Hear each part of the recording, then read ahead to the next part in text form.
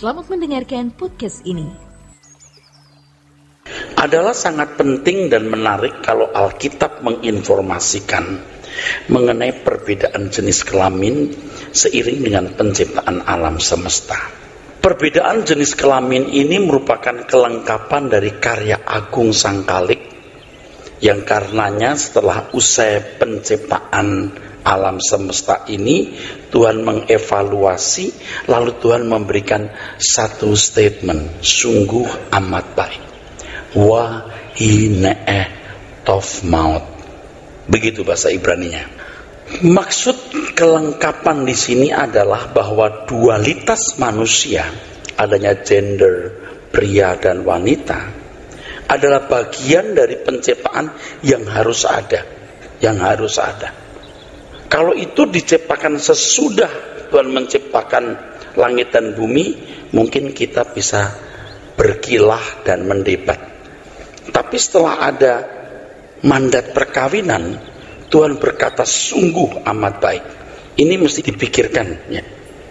Jadi kita melihat bahwa dualitas manusia yang kemudian akan ada lembaga yang disebut perkawinan, ya, di mana seks menjadi perekatnya, itu diciptakan bersamaan dengan seluruh isi bumi ini, dan Tuhan mengatakan sungguh amat baik.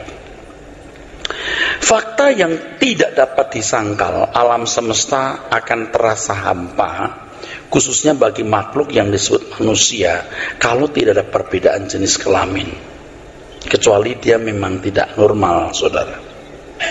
Dari satu aspek, yaitu aspek manusia itu sendiri, hal ini tidak bisa dibantah. Perbedaan jenis kelamin merupakan keajaiban ide dahsyat Sang Pencipta yang sangat cerdas dan sungguh-sungguh mengagumkan, yang karenanya kita perlu menggali maknanya secara jujur dan adil. Jujur artinya cara kita memandang Alkitab harus apa adanya tanpa dipengaruhi oleh suatu pandangan atau doktrin manapun. Apa adanya juga bukan berarti lalu kita menafsirkan suka-suka sendiri. Kalau saya sebagai pengajar, asisten dosen, ya, dosen kita Tuhan Yesus, tentu saya harus menggali Alkitab sesuai dengan prinsip hermeneutik, prinsip eksegesis, ya, tidak sembarangan. Dan saya harus mengatakan ini, bahwa saya dibesarkan dalam lingkungan sekolah teologi yang baik. Bapak Ibu Saudara sekalian, jujur artinya kita memandang Alkitab harus apa adanya tanpa dipengaruhi suatu pandangan atau doktrin manapun. Termasuk saya berafiliasi di satu gereja, tapi kalau sudah menggali Alkitab, saya tidak lebih terikat dengan doktrin yang sudah ada. Dan itu konsekuensi logisnya, saya dianggap sesat oleh orang-orang sekitar saya. Tidak masalah, saya bisa mempertanggungjawabkan. Dengan demikian Tuhan bisa memberikan hikmat dan wahyunya.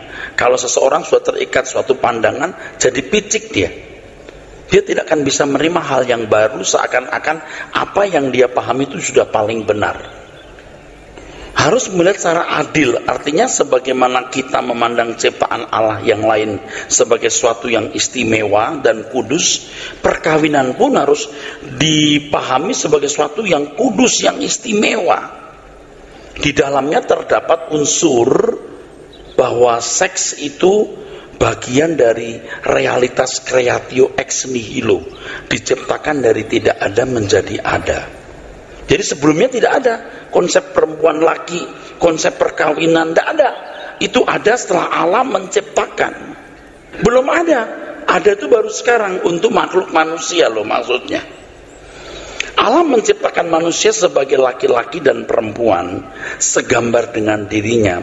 Kejadian 1 ayat 26 dan 27. Oke. Kejadian pasal 1 26 27, Saudara. Kejadian pasal 1 ayat 26 dan 27. Berfirmanlah Allah, baiklah kita menjadikan manusia menurut gambar dan rupa kita, supaya mereka berkuasa atas ikan-ikan di laut dan burung-burung di udara dan atas ternak dan atas seluruh bumi dan atas segala binatang melata yang merayap di bumi. Maka Allah menciptakan manusia itu menurut gambarnya, menurut gambar Allah diciptakannya dia, laki-laki dan perempuan diciptakannya mereka. Iya. Nah, kita juga bersyukur bahwa setiap manusia itu punya hormon pria juga hormon wanita. Nah, kalau kita diciptakan segambar dengan Allah, ada unsur-unsur itu, unsur-unsur gender itu dalam tanda kutip ya. Dan ini logis, saudaraku. Tidak bermaksud mengatakan bahwa Allah itu memiliki gender, tapi unsur-unsur dalam spesifik masing-masing gender itu ada pada Allah. Allah digambarkan kuat perkasa seperti laki-laki, tapi juga lembut, membelai seperti wanita. Nangkep? Nah, jadi hal itu bernilai. Dan kebetulan juga pada waktu saya mempersiapkan tema ini, saya buka buku lagi mengenai perbedaan diferensiasi secara kejiwaan pria dan wanita. Dan kita lihat betapa hebatnya Tuhan menciptakan dua makhluk, dua gender ini. Ya, secara fisik. Kalau yang satu pinggulnya lebih besar, satu pinggulnya lebih kecil, yang satu tulangnya lebih kuat, yang tulangnya lebih lemah, hebat sekali. Kenapa pria nggak punya buah dada? Kenapa wanita punya buah dada? Alat reproduksinya itu very perfect. Tapi yang terutama yang luar biasa itu psikologinya, psikisnya, kejiwaannya. Kenapa? Bagaimanapun wanita itu begini kodratnya, pria itu begini. Nah, Tuhan memiliki karakter itu, karakter yang tersentuh perasaannya, karakter yang futuris, karakter yang tegas, itu ada pada Allah. Rasanya Tuhan separate ini. Nah, manusia yang terdiri dari dua gender, yaitu laki-laki dan perempuan, dirancang oleh Tuhan untuk menjadi satu daging, guna saling mengisi dan melengkapi. Hal ini juga menunjuk atau gambaran bahwa Allah yang jamak dalam keesaan itu juga pribadi yang saling mengisi, yaitu antara Allah Anak dan Allah Bapa. Kedua pihak saling mengisi satu sama lain, ada percakapan di antara keduanya, ada interaksi, mufakat dan kerjasama. Sebagaimana Allah dalam seluruh kegiatannya selalu bersama-sama. Pada mulanya adalah firman bersama-sama dengan Allah. Demikian pula manusia yang dualitas. Kedua pihak adalah satu tim yang tidak terpisahkan. Pasangan manusia adalah kekuatan tunggal yang dapat menghasilkan karya-karya besar yang tidak dapat dilakukan hanya oleh satu pihak. Itulah sebabnya Tuhan mengatakan apa? Tidak baik manusia seorang diri. Nah, nanti lain waktu kita akan bahas itu. Kenapa Tuhan tidak menciptakan langsung dua? Kalau dilihat dari Kejadian pasal 2, supaya manusia membuktikan bahwa tidak ada yang sepadan dengan dirinya kecuali wanita.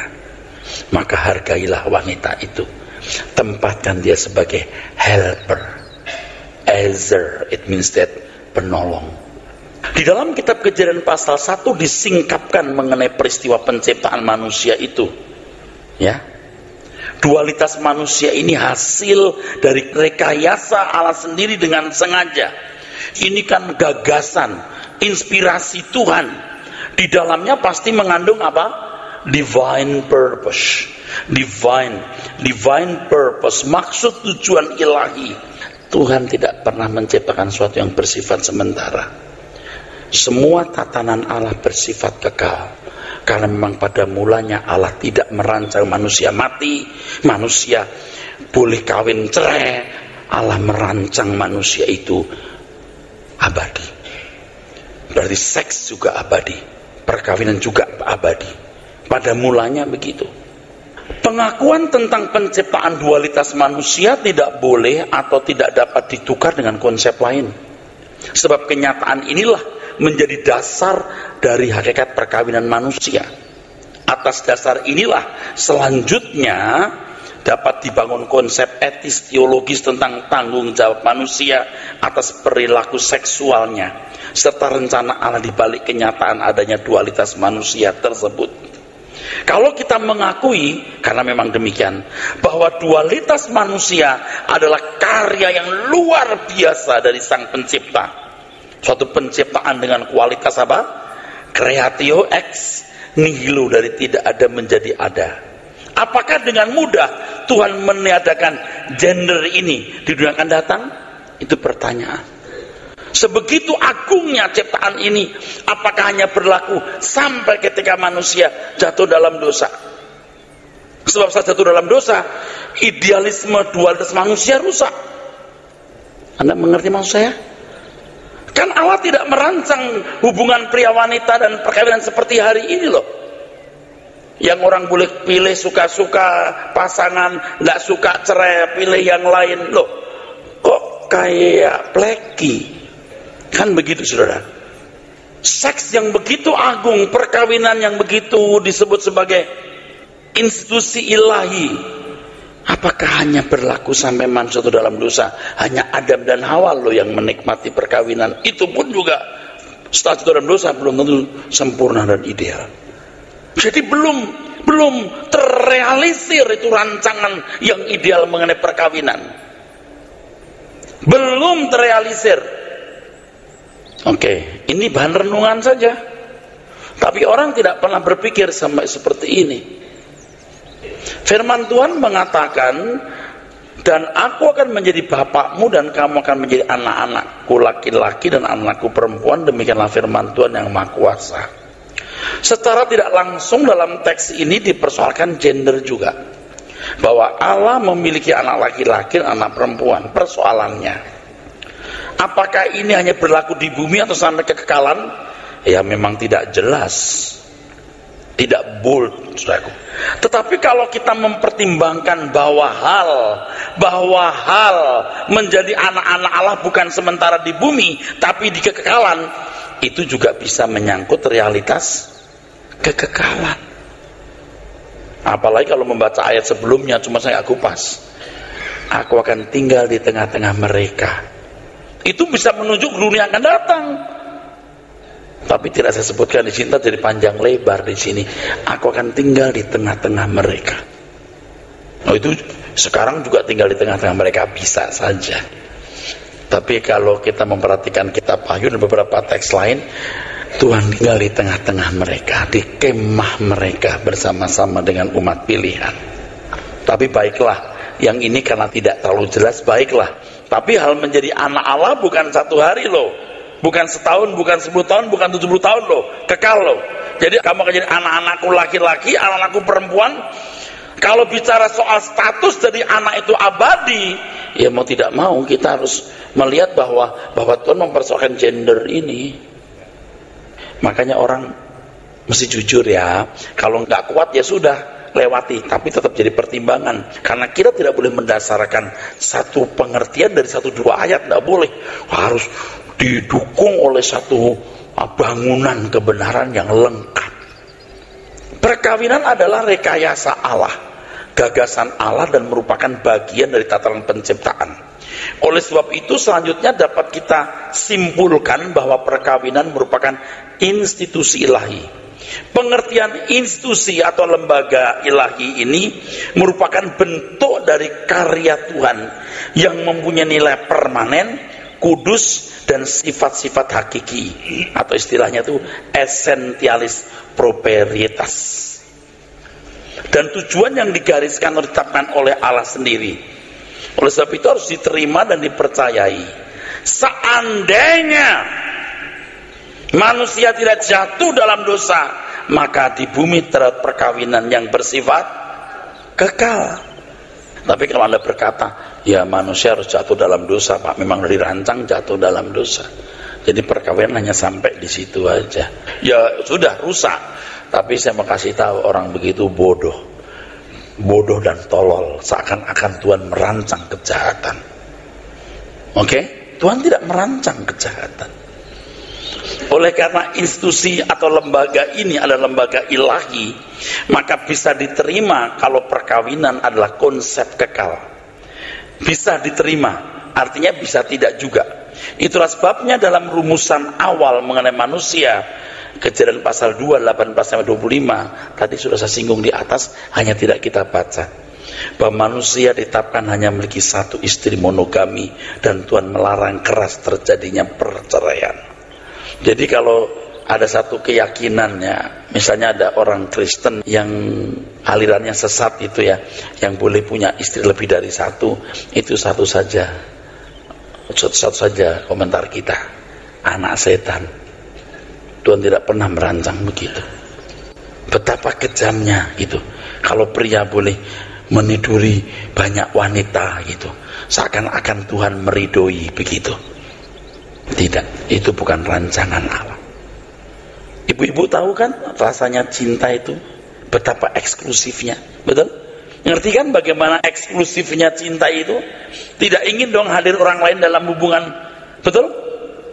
Bagaimana bisa orang lain boleh hadir di situ? Tidak boleh, tidak bisa. Allah adalah kudus, maka hasil karyanya pun kudus.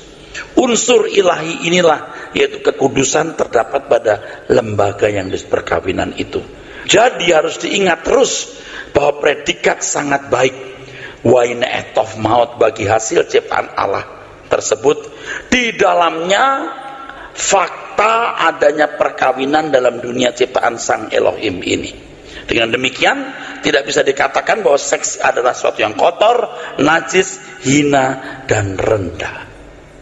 Seks tidak bisa dikatakan duniawi atau tidak bisa dikatakan tidak rohani, sebab seks eksis sebelum manusia jatuh dalam dosa. Bagian dari karya Tuhan bersamaan dengan segala sesuatu yang diciptakan oleh Tuhan.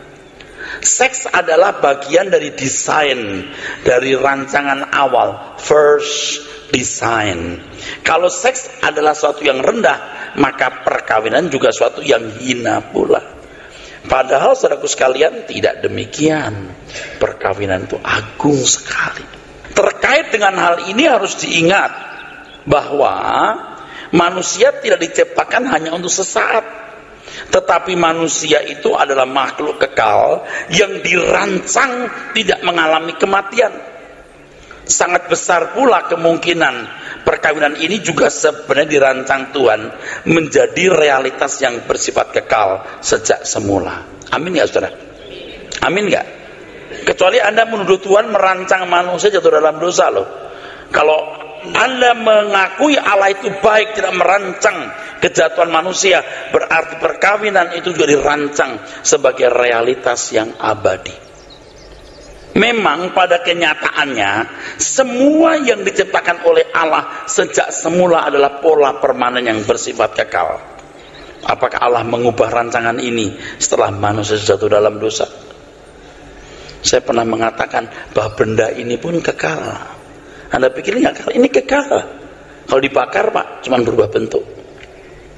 Partikel benda itu abadi loh, betul nggak Pak? Nggak ada yang lenyap partikel itu. Makanya ide Sang Pencipta yang begitu agung tidak mungkin dibuang dengan mudah. Kalau Anda ikuti pelan-pelan kan Anda jadi lebih wise. Kita nggak bilang tidak, juga tidak bilang ya, merenung saja. Sampai Anda punya kedewasaan, Anda berurusan dengan Tuhan, dan Anda tahu pasti begini. Kalau surga itu sebuah misteri yang tidak terendus sama sekali, padahal surga itu tujuan hidup. Wah saudara, kita seperti orang yang berjalan dalam gelap loh. Mesti kita tahu, walaupun tidak lengkap, tapi kita mesti mengerti. Terkait dengan hal ini harus diingat bahwa manusia tidak diciptakan hanya sesaat. Jadi manusia itu makhluk abadi, ragu. Nah, perkawinan adalah sesuatu yang kudus. Sebab Allah yang kudus itu, saudaraku sekalian, pasti yang menciptakannya sesuatu yang kudus. Seks ada dalam dunia, diciptakan oleh Allah sebelum manusia jatuh dalam dosa. Gairah seks itu sendiri, libido. Manusia itu adalah sesuatu yang kudus dan mulia, hasil karya tangan Allah yang tidak kelihatan. Libido itu luar biasa loh. Oleh sebab itu patut dipertimbangkan bahwa perkawinan adalah sesuatu yang tetap memiliki nilai tinggi, sakral dan mulia, sekalipun pelaku-pelakunya telah dicemari oleh dosa. Sakral, tetap sakral, mulia, bernilai tinggi. Manusia memiliki pasangan sesuka hatinya sendiri. Ini manusia yang sudah rusak maksudnya. Tapi tetap sakral itu perkawinan. Walaupun manusia telah tercemari dan suka-suka sendiri, tapi perkawinan sendiri itu kan rekayasa Allah. Makanya perkawinan harus dibawa kepada Tuhan. Anda nggak bisa ketemu orang di jalan, cantik amat kau Neng. Iya, abang juga ganteng. Yuk kita nginep ya, tidur bareng. Kayak makan pisang goreng aja loh. Nah, Tuhan yang menciptakan, you mesti minta diberkati. Kalau kita makan nasi saja minta diberkati, saudaraku. Manusia belajar untuk bertanggung jawab. Jarang sekali orang yang sungguh-sungguh dijodohkan oleh Allah. Artinya Tuhan yang menghendaki dua insan itu sebagai pasangan yang ideal. Ini saya menyinggung mengenai keadaan manusia hari ini. Perceraian pun bisa terjadi dan dilegalkan, tapi tetap perkawinan itu institusi ilahi yang sakral. Walau manusia dicemari oleh dosa, pilih jodoh suka-suka sendiri, bahkan bisa melegalkan perceraian. Kita terlambat tahu, saudara. Kita terlambat tahu. Saya tidak mengatakan saya menyesal memilih jodoh ini. Saya sudah beritahukan kepada saudara minggu lalu, kalau Anda membawa pasangan memilih jodoh, belajarlah bertanggung jawab dengan pasanganmu. Oke? Tapi kalau anak-anak muda mengerti kebenaran ini, dia akan sangat berhati-hati memilih jodoh. A, B, C, D baik semua, tapi Tuhan menghendaki yang mana? Saya tulis di sini nanti, kenapa Tuhan berkepentingan menunjukkan jodoh? Karena perkawinan menciptakan manusia baru. Helmut Tillich dalam bukunya, seorang perumus etika terkenal dari Jerman kalau nggak salah, berkata, manusia itu the little God, Allah kecil, yang bisa menciptakan manusia lain. Dan karena perkawinan itu berpotensi menciptakan manusia baru, maka Tuhan yang harus memilihkan. Anda tahu bahwa dua pasangan itu punya gen yang berbeda, betul? Punya DNA yang berbeda. Bagaimana si A si B nikah jadi apa? Tuhan cakap di situ. Kalau Tuhan menjodohkan bukan berarti selalu bahwa Tuhan kamu sama itu, bukan harus begitu. Tapi kalau manusia tidak jatuh dalam dosa, manusia mengerti kehendak Allah, apa yang baik, yang berkenan dan yang sempurna, manusia akan tahu siapa jodohnya. Tapi kita sudah tidak mengalami itu, saudaraku. Ya. Jadi kalau si A dengan si B, Tuhan kan tahu spesifikasi si A si B. D, F, G, L, M, X. Tuhan tahu. Jadi kalau Tuhan berfirman bahwa yang dipersatukan Allah tidak boleh ceraikan, Tuhan loh yang mempersatukan, bukan manusia loh. Dan yang saya pahami, nanti kalau kita bicara soal perkawinan, Allah mesti yang menunjukkan. Makanya hal yang paling penting dalam hidup ini dua. Yang paling penting satu, paling penting dua. Yang paling penting dua saya sebut dulu, pernikahan. Yang pertama, keselamatan. Orang gagal menikah itu bisa neraka kedua pertama di bumi. Jadi kayak neraka, saudara, ya. Jadi seks adalah anugerah Tuhan begitu hebat yang didahului cinta sehingga terbangun keluarga dan lembaga perkawinan. Apakah lenyap di dunia akan datang? Apakah Allah menciptakan cinta dan seks hanya di bumi sebatas manusia tidak berbuat dosa? Setelah itu lenyap dan tidak pernah manusia menikmati seks yang kudus dalam artian di mana tidak ada kejahatan dan dosa. Bagaimana seandainya manusia tidak jatuh dalam dosa? Bagaimana seandainya manusia tidak jatuh dalam dosa? Apakah seks dan cinta yang membangun sebuah perkawinan tidak ada? Tentu tidak. Harus jujur mengakui betapa indahnya cinta dan seks itu. Cinta itu hebat loh. Sangat kecil kemungkinan Tuhan menciptakan hal ini untuk masa tertentu. Keindahan cinta dirancang Tuhan untuk waktu yang tidak berakhir. Juga tidak bisa dibantah bahwa relasi hubungan pria dan wanita membantu manusia untuk menghayati betapa indah sebuah relasi itu, dan itu bisa menjadi refleksi hubungan antara Tuhan dan jemaat. Begini saudara ya, ini bukan karena saya sedang bicara soal dunia akan datangnya. Saya pernah membicarakan mengenai hal ini. Kenapa tuh Adam diberi Hawa? Salah satu di antaranya tidak baik mana seorang diri. Tuhan mau mengajarkan Adam bagaimana bercinta, sehingga dia bisa merefleksikan ikatan dengan apa yang kelihatan dengan Tuhan yang tidak kelihatan. Nah, tapi itu pernah saya mention itu dalam satu pertemuan. Tapi lain waktu mungkin saya akan jelaskan hal ini. Saya tidak bisa ngomong sama orang yang belum pernah jatuh cinta. Ngerti maksudnya? Heran ya kalau orang jatuh cinta itu ya, baunya pria yang dicintai enak aja loh saudara. Wanita yang dicintai baunya apaan pun enak.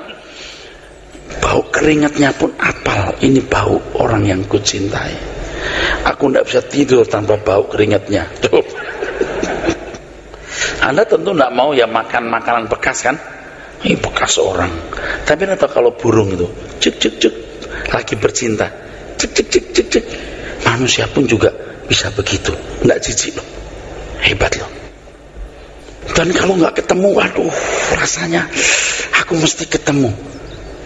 Aduh, biar gunung diseberangi, lautan direnangi, ya gak? Ya, kalau jalan-jalan ke Tangkuban Perahu ada 3 truk, kalau dia nggak ada, sepi dunia. Nanti nggak ada, sepi, orang ketawa-ketawa dia dimanyun gitu, dia nggak ada. Tapi walaupun berdua naik motor gitu Jakarta, Bandung gitu ya, kayaknya dunia milik kita berdua, yang lain numpang. Itu cinta bisa hebat gitu loh. Nah, kekuatan cinta yang begitu luar biasa bisa dinikmati, apakah hanya sampai di Adam jatuh dalam dosa? Dan setelah itu ya boleh digunakan adanya perkawinan, tapi tidak ideal. Coba dipikirkan. Seandainya manusia tidak jatuh dalam dosa, seks dan cinta akan tetap eksis. Perkawinan juga tetap eksis. Hanya pemilihan jodoh dalam kontrol dan kendali Allah. Allah yang menjodohkan setiap pasangan, atau paling tidak manusia dalam penurutannya terhadap kehendak Allah akan selalu bertindak sesuai keinginan Tuhan, termasuk di dalamnya hal memilih jodoh. Manusia hidup dalam penurutan terhadap Tuhan artinya sungguh-sungguh bisa menghadirkan pemerintahan Allah secara mutlak di bumi ini. Sehingga dalam memilih jodoh pun dalam kedaulatan Allah yang absolut. Absolut. Mengapa demikian? Sebab perkawinan dapat menciptakan makhluk baru, dan Allah sangat berkepentingan dalam hal ini. Tentu saja tidak ada perceraian dan masalah keluarga yang menyengsarakan, karena semua manusia bermental menjadi seperti Allah penciptanya. Wah, nggak ada perselingkuhan, saudaraku. Nggak ada perceraian, saudara. Betapa hebat, betapa luar biasa. Kalau perceraian, Anda tahu kalau sampai cerai itu, mama, papa, aduh, itu nggak bisa terbayangkan loh saudara.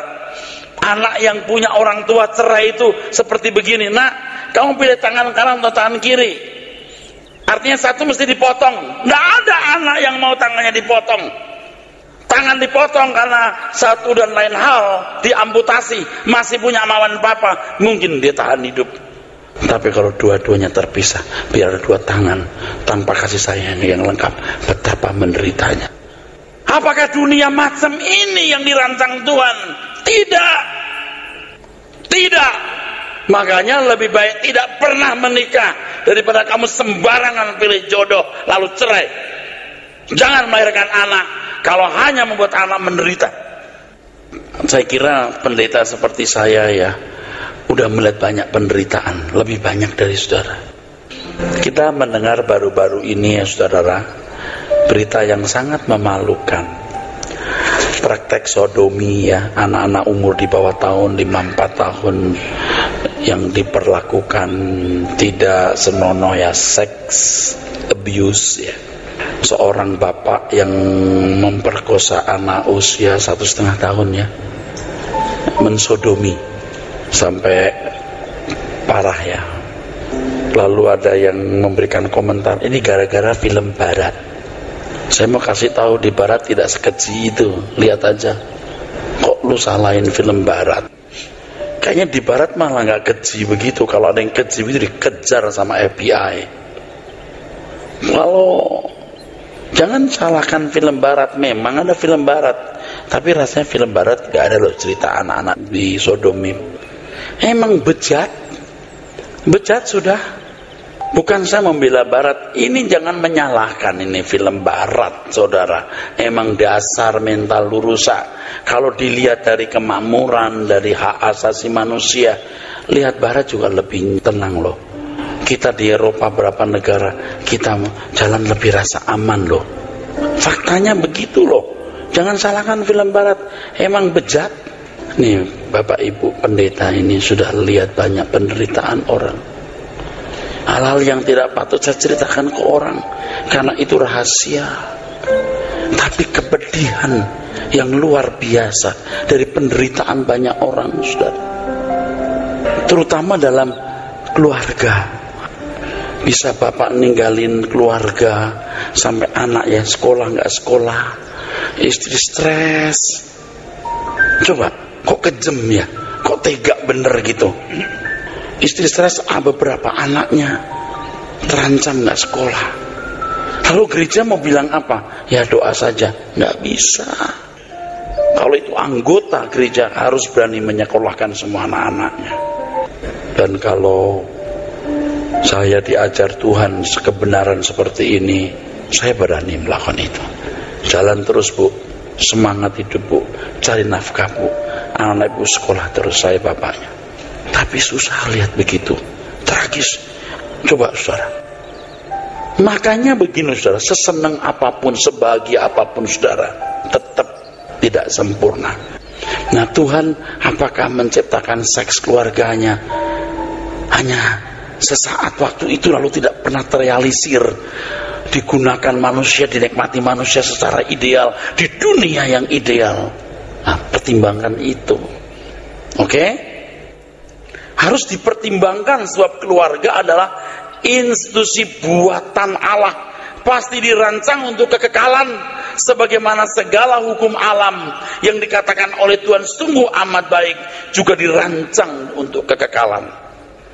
Seperti yang telah disinggung di pembahasan terdahulu, bahwa dunia akan datang adalah kelanjutan dunia yang sudah menjadi produk gagal oleh karena kejatuhan manusia ke dalam dosa. Dunia akan datang adalah pengulangan bumi pertama yang diciptakan oleh Allah.